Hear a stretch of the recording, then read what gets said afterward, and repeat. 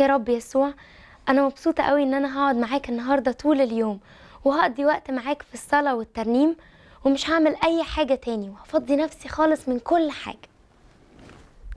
أنا حتى ممكن أقرأ في الكتاب المقدس، بس أنا آسفة، هو مطرب شوية، بس يعني مش عشان الركنة أو حاجة، هو عشان كان في عاصفة الخمسين في مصر وكده، فأنا آسفة.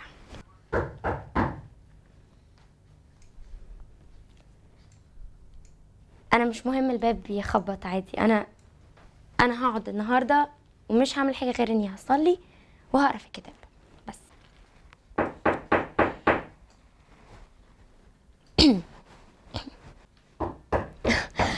لا، شكلها حاجة مهمة، أنا آسفة جدا.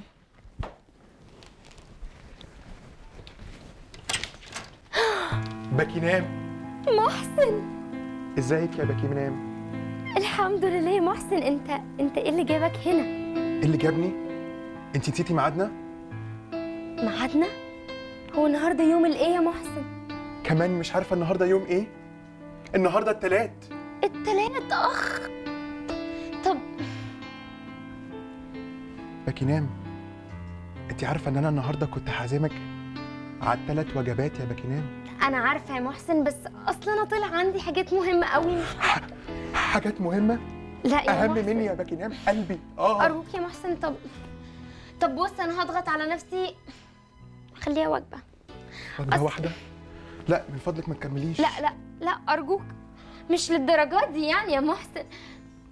طب اقول لك فكره، خليها وجبتين بدل 3. وجبتين؟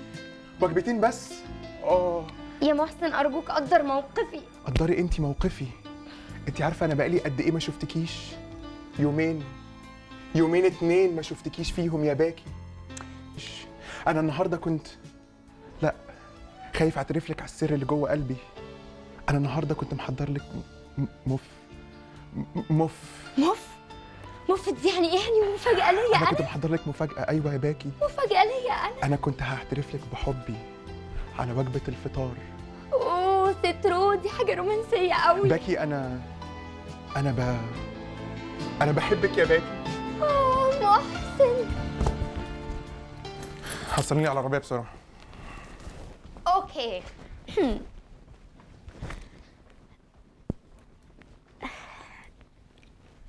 يسوع،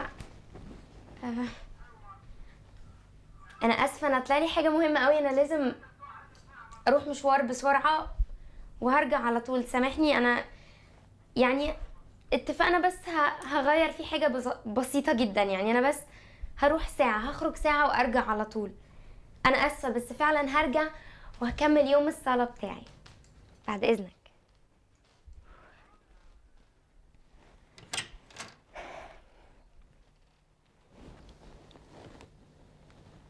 يسوع، خايفة عليا للدرجة دي؟ مش لازم تيجي معايا، يعني انا ممكن اروح لوحدي. هروح وممكن تستناني هنا، يعني ممكن تتفضل تستناني. انا ممكن مثلا ساعة ونص، ساعتين بالكتير قوي، يعني مش هتأخر عن كده. وما تقلقش، انا هرجع على طول يعني، وهبقى كويسة.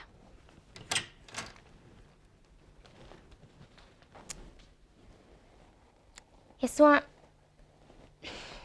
بجد انا ممكن ابقى لوحدي، انا هقدر ابقى لوحدي، ما تقلقش عليا. المكان اللي انا رايحاه مش هتحب تبقى موجود فيه، مكان خطر. انا هقدر ابقى لوحدي فيه طبعا، يعني مش مكان وحش ولا حاجه، بس يعني من فضلك استناني هنا، من فضلك. اتفضل. شكرا.